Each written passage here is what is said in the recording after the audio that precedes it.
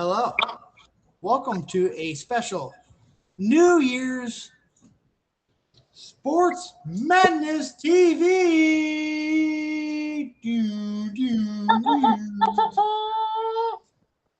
And some related news. I am your host with the most, Hawk. How's everybody doing today? And join with me as always is a guy that refuses to eat cantaloupe at a bachelor party, even his own, is my man, the Gator.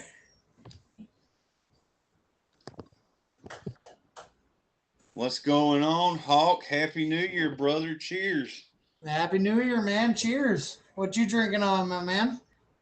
Got me a little bit of Michelob Ultra because I got to watch the figures so I can fit in that tux at the end of the year. Yeah, my man. Congratulations. I heard the news shortly before this podcast. Congrats for you. It's not official. Oh, Get your hopes up, the ladies out there in our podcast world. I'm not off the market yet. oh, okay. I hope she doesn't watch this. She Amy. about the sports podcast. She Well, wasn't. I'm drinking on something you should be drinking on. Is it a little Sex on the Beach in my ice cold mug? You wouldn't even watch the Miami Ohio State game. Darn Ohio State! How dare you do that? Well, before we get into Ohio State, let's talk about a game that you really want to beat me up for. The game that we both kind of paid attention to a little bit earlier today. Yes, this does require a dip and a cigarette, and that was Arch Manning actually playing good football. While Bryce Young played horrible football. Well, let's dissect. Did you watch that game? I did not get to watch that game. I was off all day, so I watched football like nonstop. Let's break it down. You just hired Kyle Whittingham as your coach from Utah. You've got the cheating scandal with your former coach and his OnlyFans model and his doggone secretariat person or staffer he was having an affair with. I mean, there's a lot going on in Ann Arbor. I mean, it's kind of like the 6-7 thing going on here. Yeah. So, was Michigan at 100% for that game? They were not. I don't think they were because thing going on behind the scenes, like this Michigan.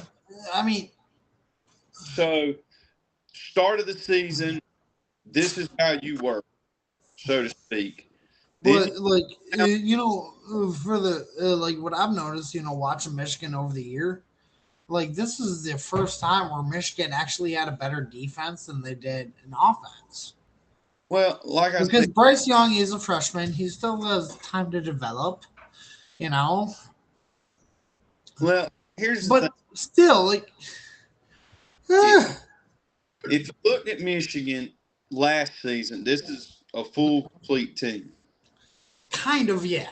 Then you have Harbaugh, so that started this part. Harbaugh hasn't been there in 2 years, man. No, what I'm saying is, he did set the core. Everything in the off season from that kind of transcended into this season so much. Kinda. Now you have the coach doing his cheating scandal with his OnlyFans model, staffer, all of that. This is way over here. Still have a team.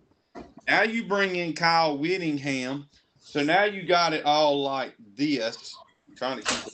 Well, was Kyle Whittingham? Was he coaching today? I don't think so. Yeah, I don't think so either. I mean, like everything, you went from a full tight knit team like this fist, to dropping 2 fingers, just like yeah, okay. You were not a seclusive unit. I was going to do it like that. I mean, somewhat.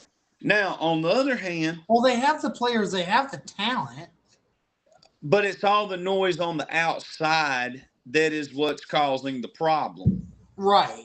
Like, and nobody, like, you know what? Are we going to go to that again? What? You know. No. What I'm saying is all of the outside noise surrounding Michigan is kind of a distraction. Right. Now, on the other hand, you have Texas, who played I've been like struggling all year. They played like garbage the first game of the season. Arch did not have what everybody thought he would have, including us on this podcast, in that Ohio State game. Yeah, because I think you and I both picked them.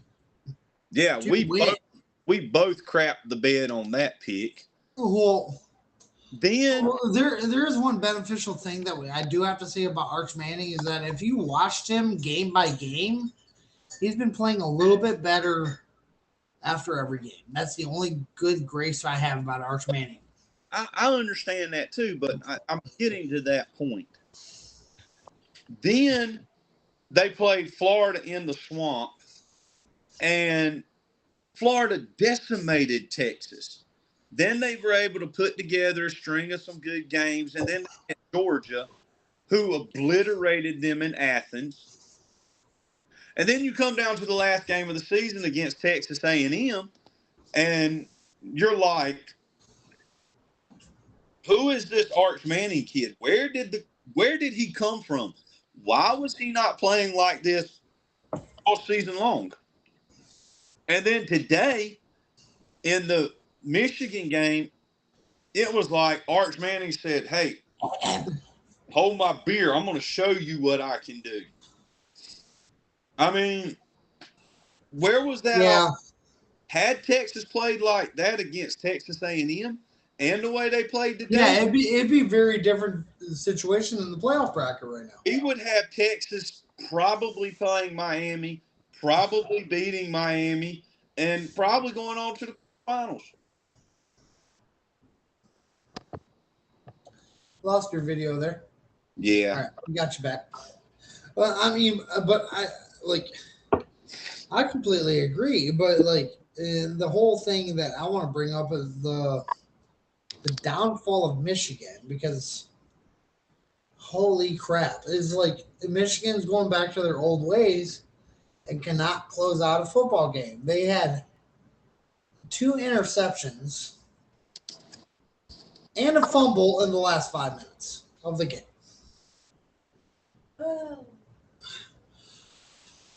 They're playing too aggressively and not conservatively.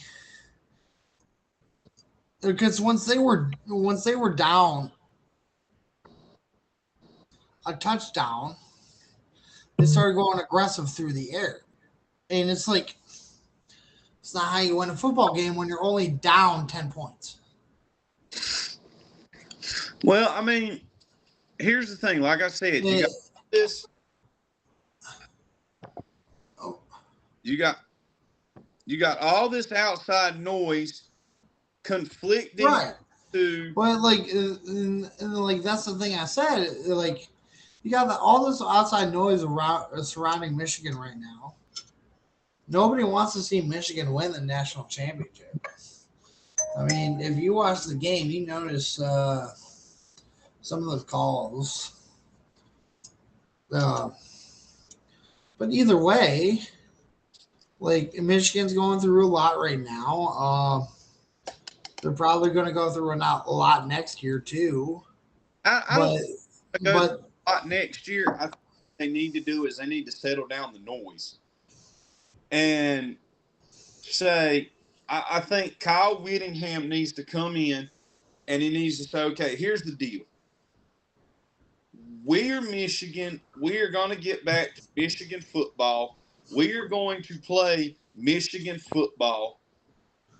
I don't care what happened last year. I don't care what happened the year after.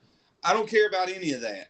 What I care about is getting Michigan back to where Michigan football should be. Where it's supposed to be. That's the thing I've been preaching, man. Like, just like I remember growing up with Michigan, watching Michigan be a powerhouse in the Big Ten. You know, like, If you could beat Michigan, you were probably going to go on to win a national championship, which is not the case anymore.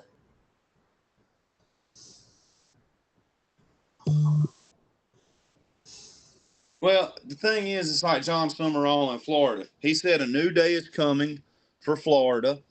So you got to silence the noise. And that's one thing that I think Kyle Whittingham has got to do when he takes over. Now that the season's over, now that the bowl game's over, now you start working on your friggin' plan for next year.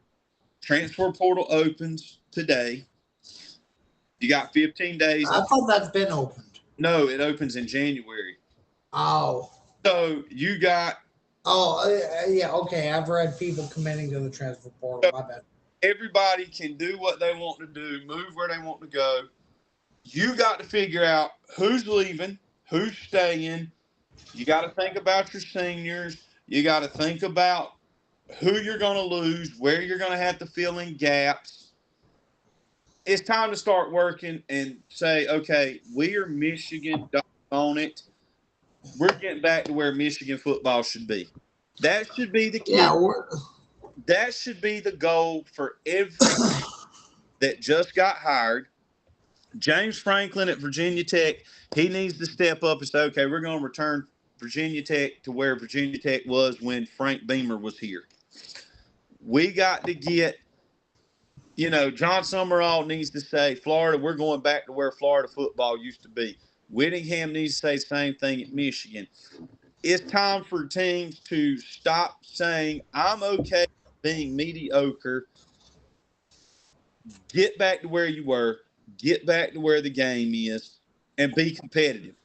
You need the big thing. That's the big thing of people think Big Ten football, they automatically think of the rivalry. The Ohio State and Michigan rivalry. But the thing in football, if you do not have Michigan and Ohio State, right, it's not Big Ten. It is just, and so you do not have the SEC if you're not talking about Georgia, if you're not talking about Alabama, if you're not talking about Florida. Right. But Big Ten always includes Michigan and Ohio State, which I'm trying to get to, and you distracted me. So, how do you think Ohio State played tonight?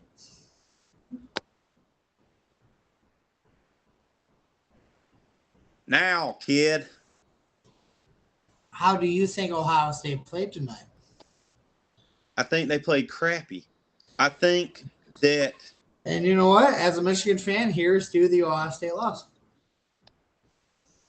As somebody who just wants to aggravate you, here's to Michigan going down. As somebody that wants to aggravate you, here's to the Gators not even being in it.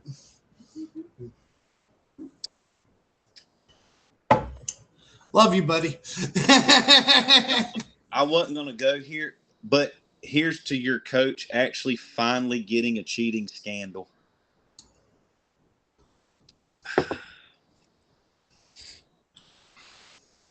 Shit, are we doing a roulette? Okay. What cheating scandal did my new coach get into? A hot wife at home and a hot mistress that couldn't deal without him. You didn't take a sip, damn it. I can't sip to that one. All right. Well, here's to the new coach from Utah, is who I thought you were talking about. Sorry. That's who I thought you were talking about. Here's, since you brought up the Ohio State thing. Okay. Hold on. I got to clearly state about this. Okay. You're a nationally televised football team. And you're going to sit there and offer OnlyFans models money, specifically when you're in town to play the opposing team. He wanted to play with them boobies. I hate the Bulldogs, but Bulldog titties.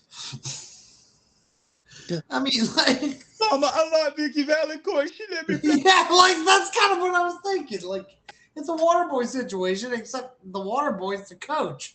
You know, like, He looked at her and said, baby, I like that woman because she let me play with her boobies and you wouldn't. And that was her high quality H2O. but like, hey, the dude's married with 3 kids, and he thought he can get away with that kind of shit. Like, that's dumb. Like, I mean, Wait a minute. Here we go. did we hire somebody that grew up in Detroit? Wait a Because, minute. God, because that's what it seems like. Wait a minute. Hold on. Here we go. Hold on. In the world of college football coaches, there's an unknown side that you've never seen. These are their stories. Dun dun. Dun dun dun dun. Dun. Stefan Diggs. Dun, dun, dun, dun. But anyway, let's all go into that game that just happened tonight. Oh, why don't we? Well, hang on. Miami versus Ohio State, and let me just go ahead and state that. Remember, I was preaching Miami since episode 1 of this series, and you were bitching to me all day. Oh yeah, Ohio State's got it. I have the pictures I can pull up. Yeah. You know, like sometimes the Hawk can be right about a few things.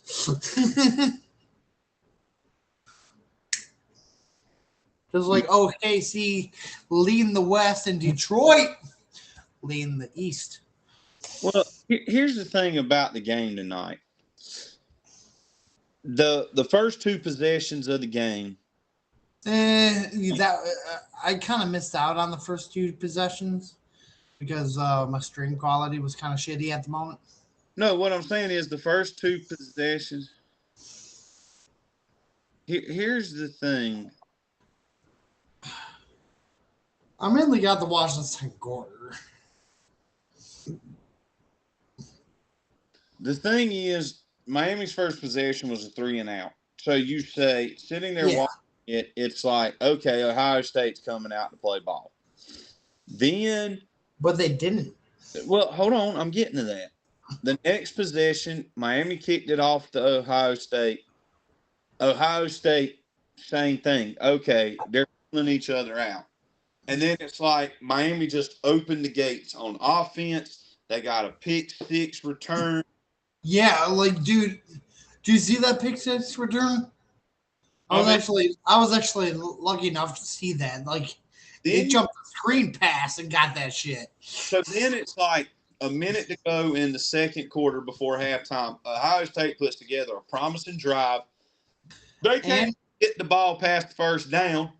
Yeah, like, dude, they got to like the 50-yard line, couldn't do shit. The dude shanks it so far right that you don't even score it. There was your 10. Yeah. There was your points right there before halftime. The 3 points that you couldn't score that went up 10, you had a manageable clock right there. You had, if you had a field goal, it would have been 14-10. You scored that next touchdown, you would have cut it down. You would have tied. They'd have kicked the field goal. All you had to do was score another touchdown to win the game.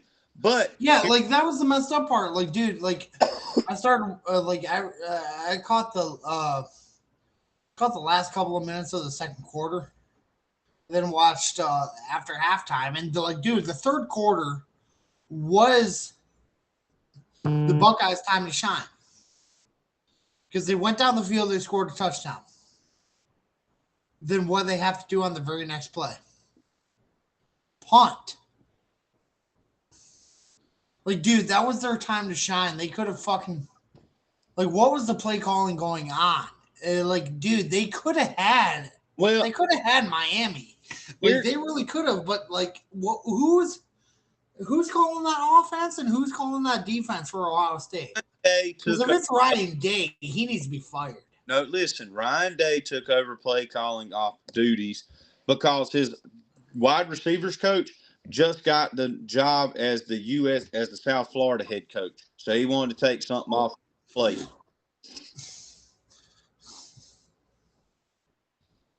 It's much like Dan Campbell all season.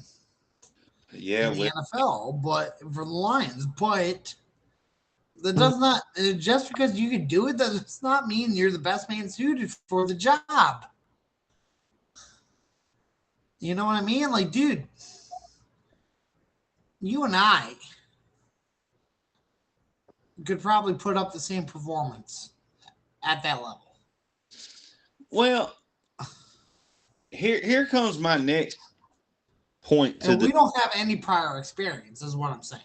Oh But no. we could probably put up the same performance. Well, we could, but here's my next thing.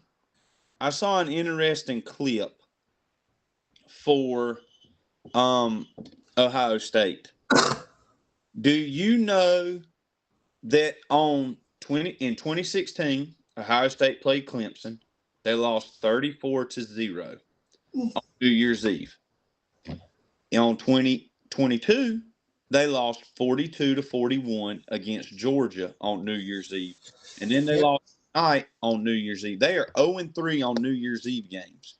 Yeah, since 2021, right? 2016. Now, okay. Here comes the next issue. So last year, you were the play-in team. You weren't even up there on the bye week. You got the Rose Bowl game against Oregon, who was off. This year, you got the first round bye. And last year, we saw what happened with CFP. Teams did not play for 25 days, and they had rest. Every team that had the bye last year went 0-4. This year, Ohio State loses the first game to a team that played a game last week, and they're already 0-5. They're 0-5 right now. So now my next question becomes, how does Indy come out and fare tomorrow against Bama, who played against... As far as I know, I talked to my buddy today. I'm not going to mention his name. Hopefully he will be on this podcast soon. But he's really hoping for Indiana. I don't see it because you haven't played since conference championship. That's what I'm saying. Is like, oh, he's they're the underdogs. I really want to see him make it. Now, here's the next thing. So is Oregon, but Oregon's made it there, but they've never held the title. And you think Indiana or Texas A&M is going to outperform Oregon? Texas Tech's not going to outperform Oregon, but also had 25 days off. Oregon played last week. Right. Here's the next thing. Bama and Georgia are the only two teams out of this now since besides Indiana and Ohio State played championship Saturday. But Indiana, Georgia, and Ohio State all had a bye that played in that game. Bama's got to have to play Oklahoma last week. So you're battle tested already. Yeah, exactly. Let's look at this Georgia Ole Miss game. Alabama and Oklahoma already played this year in Norman. And they had to go back to Norman to play them, and they beat them. Yep. Georgia beat Ole Miss in Athens. I don't see you rolling this Ole Miss team because, A, they already know your game plan. They already know what you're going to do. They're looking for revenge because you beat them in Athens. They lost their coach. Pretty much, Ole Miss's back's against the wall. They got nothing to freaking lose. Right. Lane Kiffin wants to come to the freaking ball game and get in the booth with ESPN again. Yeah, like, dude, I was about to bring that up. It's like, dude, what the fuck do you think Ole Miss is going to do without Lane Kiffin? They are going to go into this game because they have nothing to lose. You are a dangerous team when you have nothing to lose. Right. They want to show. Right, like, you don't know what to expect. I know what to expect. You want me to tell you what to expect? Yeah, tell me, dude. Ole Miss is the same players that Lane Kiffin had. You ready for this? We deserve to be in the college football playoff. Look at how we started the season. We don't have a coach. You're writing us off. We are pissed. We have nothing to lose. What are we going to lose? Our defensive coordinator's named our coach. He's taking over next year. We played for the guy. We know what he expects. Let's go out here and shock the doggone world. Yeah. I mean, let's go out here and shock the world because we know that we can beat our Puppy Dog in Georgia. Let's go home. Let's go do it. They have their backs are against this wall metaphorically. They got nothing to lose, and they're pissed. That's a dangerous combination when you think about it like this. If you go up against a man that's lost everything, he's got nothing to lose, that's a dangerous son of a gun. Oh, yeah. And that's the mentality that Ole Miss has right now. We got nothing to lose. We got nothing going against us. They've wrote us off. We are playing mad. We are playing pissed. And we are ready to do this thing.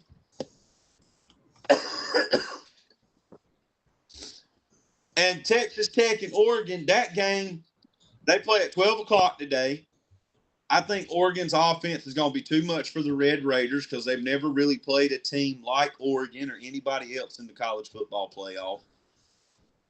Nobody really cares about that game because of who it is.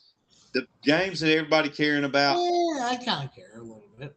The Rose Bowl at 4 o'clock and then the Georgia Ole Miss game at 8. And I'm going to tell you what's up with Bama. And I'm saying this right now, and I'm going on a limb here. I'm not a Bama fan. They're SEC. But there's history on the line for this game for Alabama.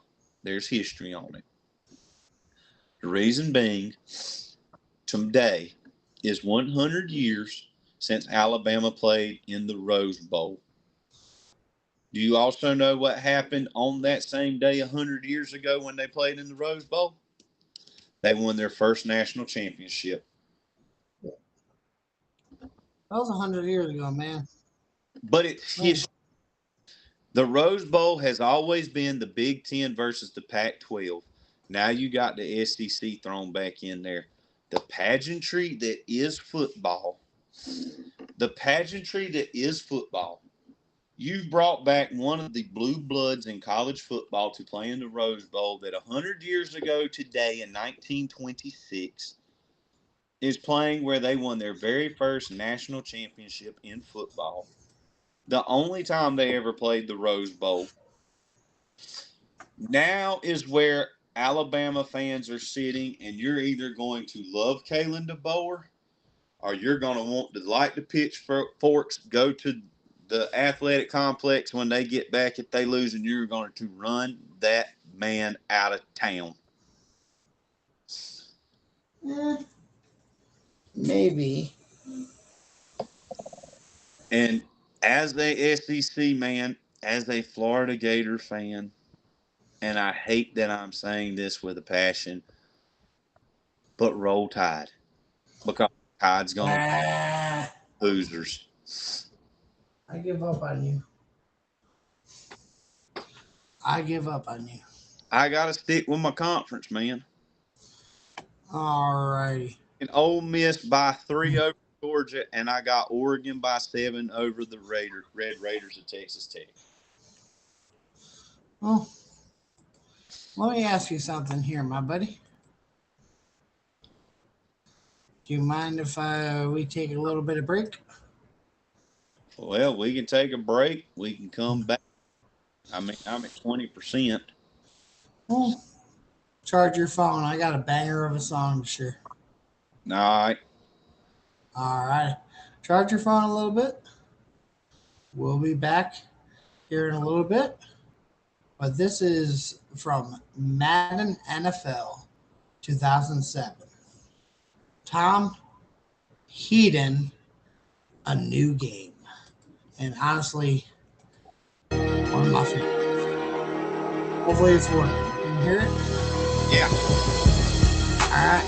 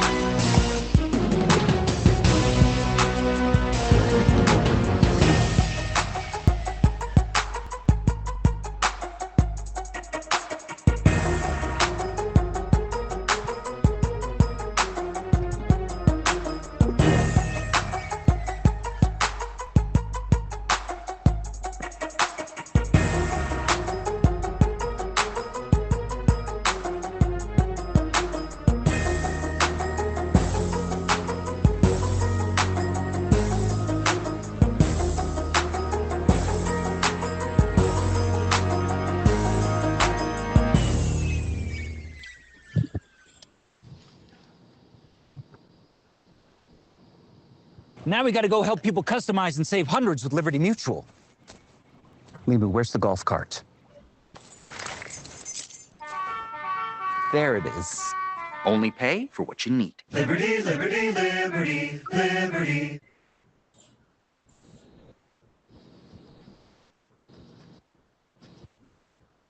I don't know why he.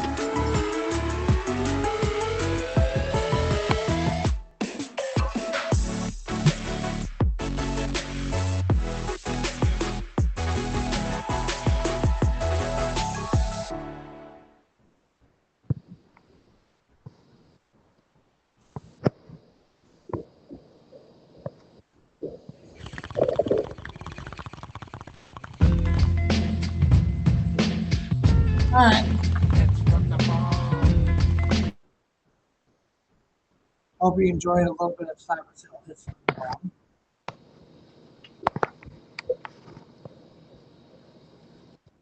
You picking your nose as a highlight to the night. Oh, it's still playing. Cool.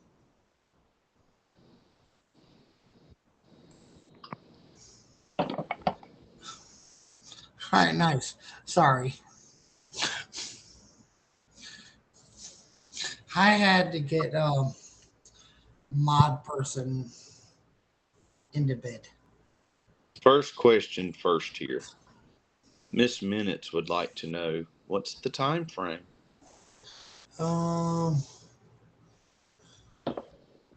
Whatever the fuck we decide. Well, I think we God covered. damn, thank God we're not doing a live episode, huh? Well, Somebody promised last week. I think he was drinking. You know, you got to watch that. You got to watch these alcohol. Damn it, Belichick. You know what? I hadn't heard from him this week. I wonder what's going on with him. He's probably in Cancun with Jody. I don't want to blame him. Might need to call Uncle Bill and see what's going on with him. Yeah, well, maybe I can give him a call. Maybe he'll answer. I don't know. About that, by the way, I heard he said you weren't relevant. You handled that very well. I try, man. I try. I mean, I don't have my backup guy here, and when he starts attacking me, man. How do you let him just tell you you're not relevant? That is my question. Well, it's easy to be honest. I mean, I think that the man feels irrelevant himself, so he wants to come on this sports podcast and talk about my crap like I'm irrelevant when I might know a little bit more about football in college than he does. Not by much, but he had Tom Brady all those years. My God. Am I sensing that we've got a rivalry brewing on our hands between you and Uncle Belichick? Yeah, maybe so. I mean, if he wants to keep coming on this fucking podcast and showing me that kind of light, he's gonna get it back.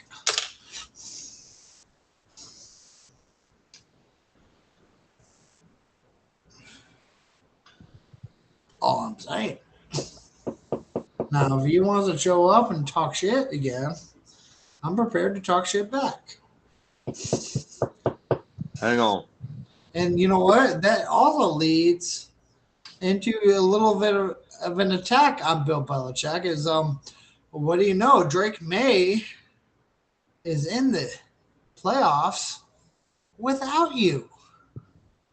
Hang on. Somebody's at the door. I'll be right back. I wonder who that could be. I don't know who's at the door at 3 o'clock in the morning. God damn it, Gator.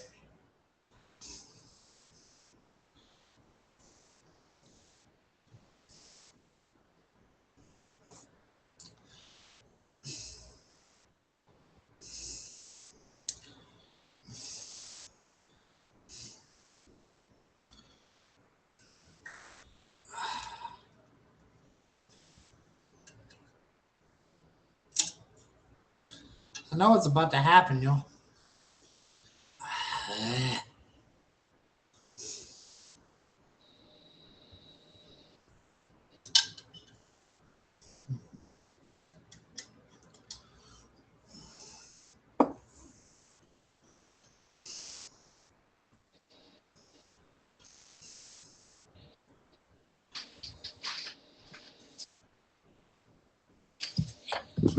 Here.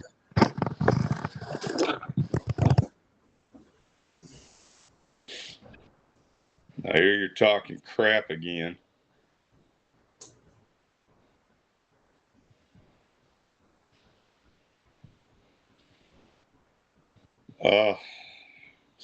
Hello. It's me, Uncle Belichick.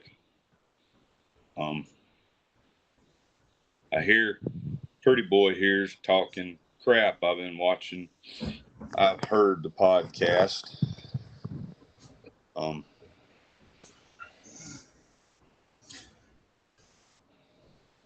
Where'd you go, Pretty Boy? Come say what you got to say to me. Don't hide now. Pay the piper.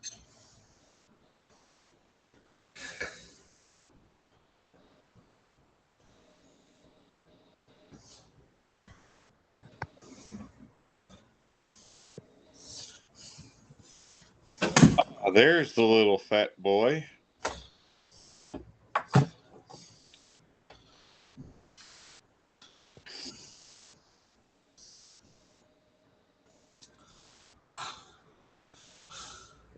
I'm sorry, Mr. Belichick.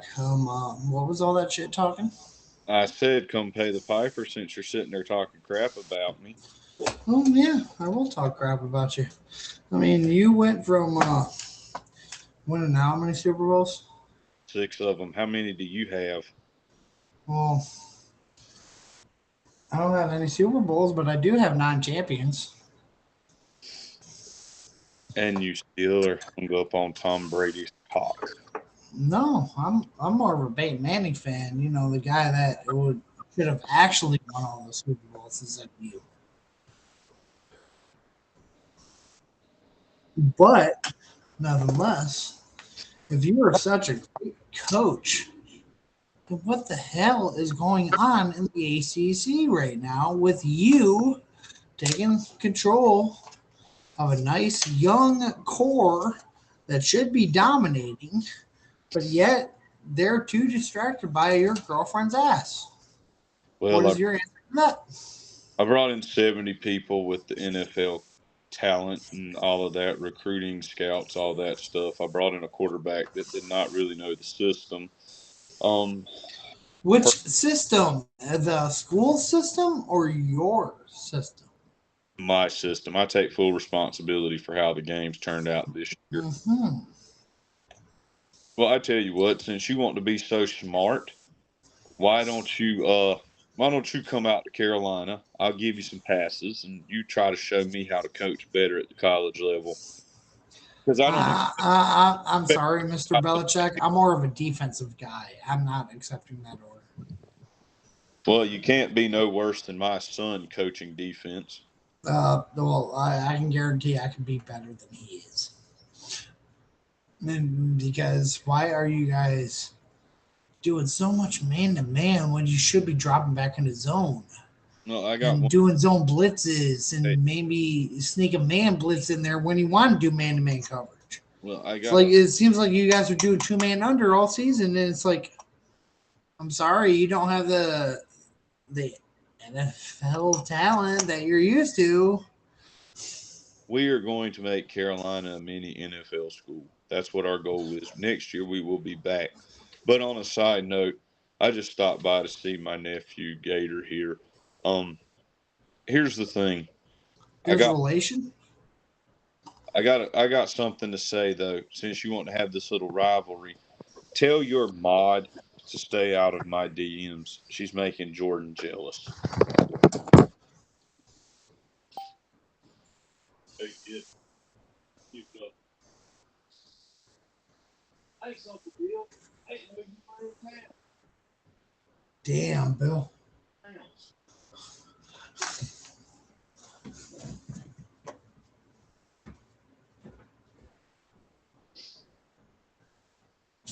we'll take the passes you wanted to give us for the football game. No, Jordan did not sleep upstairs. No, no. Get the freaking house at Chapel Hill for that. No. Oh, well, I mean, I guess I could come to a frat party. Tell her to send me a message and tell me where it's at. When? Yeah, I'll be there. Okay, bye. You too.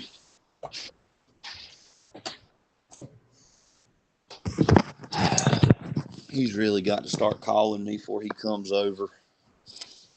Hey, man. I gotta let you know later, Gator. I'm going to a frat party.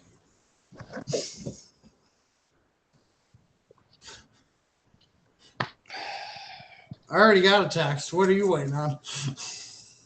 I just got the invite in person.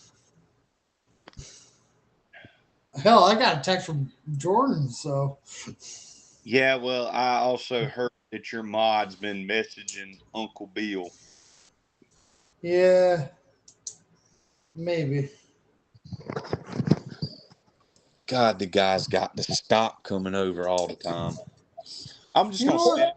I'm gonna set him up a link for the podcast so he can just call. Yeah, he needs to start messaging me himself instead of just randomly showing up at your place, because for still the honest reason, man, like, why do you have to go take a piss or a shit every time he comes by?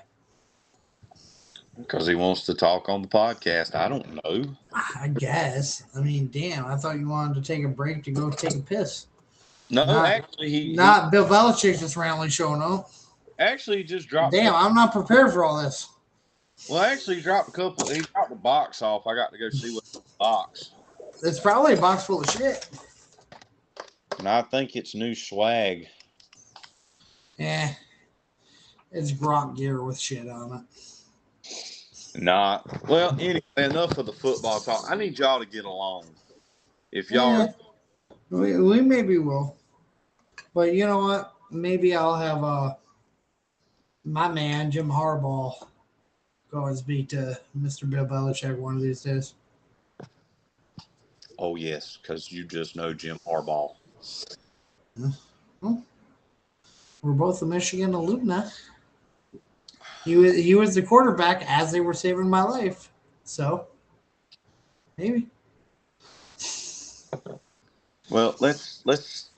But anyway, let's go ahead and segue over into pro a little bit. And I want to talk about your main guy that you've been speaking all last year about. What do you think about how Cooper Flagg is doing? I think he embarrassed the holy tea crap out of LeBron James, and that was like the highlight. Well, Dude does like not. we talked about him on the podcast before, and you know the Dallas Mavericks did come out to a rough start, but ever since they moved him from the point guard to the small forward position, like where this tall white boy should be, they've been winning games. He does not play like a rookie in the NBA. No, he does not. He plays like a 3-year vet. He is playing like a vet. He is, and on that note, I got to throw props out to another Duke guy. I mean, Con Knipple, the fastest player in NBA history to hit like 100 threes. Yeah, that was pretty incredible too. That class, just the two of them, man. They are doing so well in the NBA right now. It's like they just don't.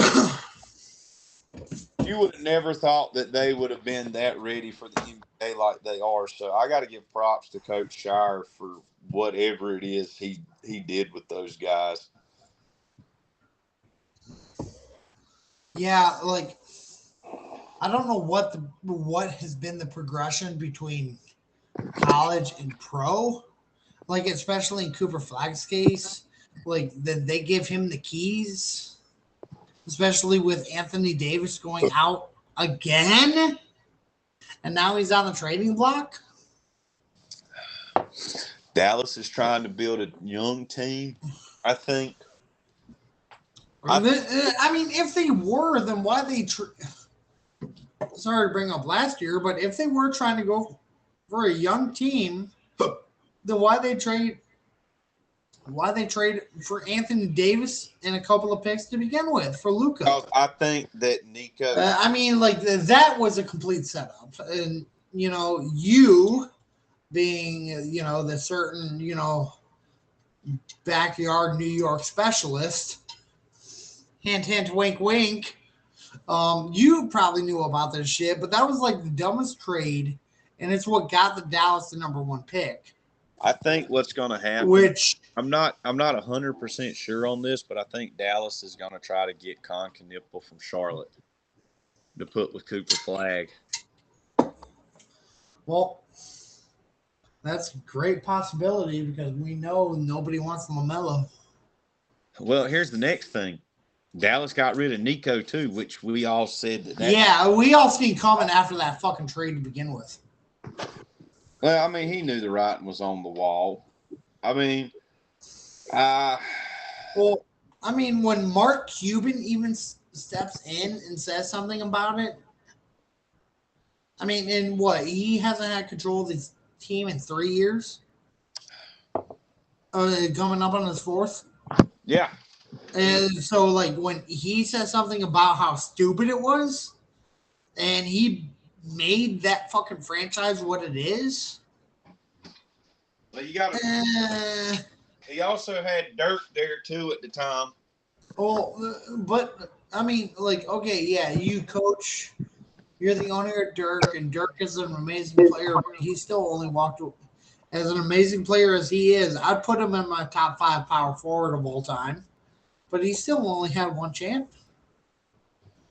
Yeah, but Oh, dude, slow pour it. Oh yeah.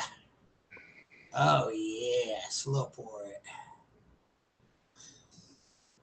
ladies and gentlemen, Get you about halfway, and then a little quicker. Want to get that head on there a little nice. Yep, not straight pour it. There you go. I know Oh my yeah. beer 4.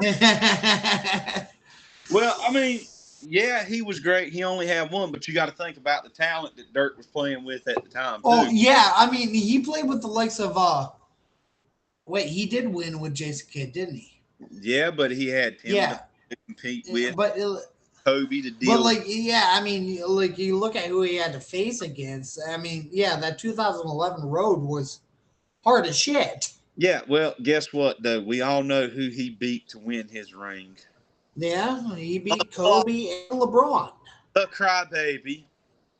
King crybaby. I can't play tonight. Oh, yeah. Let me flop. Oh, then let me make sure the refs are looking at me. get over. Hold on. Are the refs looking at me? Oh, they're not even looking at me. What the fuck? Why aren't the refs looking at me when I fell over? I'm on my period, and it hurts bad to play. Oh man, it's like the 2012 Heat again, where I gotta get carried to the locker room because of a leg cramp. But I mean, the rookies that came in, Flag, Knippel, they are 2 of the best rookies that I've seen. I got to give props. I don't know if you saw the dunk that the guy from Florida, the point guard, dunked over old boy, but that was a pretty sweet poster. I think in the past couple of years, this is the best draft class coming into the NBA that has really done something and actually like says, hey, we're ready to be here. I want to say possibly. Better. This is one of the better recruiting classes in this year's NBA. I think the 07-08 probably still tops it with D Wade, LeBron, and Carmelo. Nah, LeBron came in 03 with Melo. So did Was it 03? Why was I thinking 06? You're thinking of Durant. Durant. I love Durant. Yeah. This class rates up there with the 03 class, and I'm just saying they are. What about that 9086? What about that 9086 class though? That was good. Group that came in last year in this last year's draft, they're actually like Well, like 1996 draft, you know, Vince Carter, Tim Duncan. Carter did Mm, 98. oh, true. Who am I thinking of? It was Tim Duncan. Who else? Came in there? Thinking about the Tim Duncan Nash. Marbury class. Oh yeah, Marbury. But didn't Nash go in that year too? I don't think so. I got to go back and dig out the Playboy for that one, and I'll have to look. Seriously, like He's a when Playgirl with Nash on the cover. they did the Playboy. Two-time MVP Dick, baby. Playboy used to do the girls of different colleges, and they would do a special for like the draft class, and they had all the people, the top players that came out. But yeah. Yeah, it came out of the closet, maybe. if you want, Kidding. know we've got 3 great college football games today on. But I'm going to tell you something else that I'm looking forward to. And it's actually happening outside, and it's in Florida. It's at 1 o'clock today. It's the outdoor classic for the NHL with the Florida Panthers. Yeah, like I'm hoping I get out of work enough time today to fucking watch that shit. I want to see how they keep that ice so cold outside in that Florida heat because Like what they have underneath is a bunch of like insulated ice packs, I want to say. but I want to see how it works. That keeps that ice to a certain temperature, but it still will melt very quickly. I want to see how this is going to work because you are outside in the Florida heat. Yeah, but I read about this a little while ago. What they start off with is about like 4.5 feet thick of ice. But then, you know, after zamboning it, steaming it, you know, getting the ice shards kind of cleared and getting the extra layers off, you know, with them skating and stuff like that, it ends up being like 2 feet of ice, you know, because of the heat. Are we going to actually have a hockey game in Florida outside? Or Dude, or is it outdoor hockey games are beautiful. Or is it going to turn into a water polo match because the ice is going to melt so fast?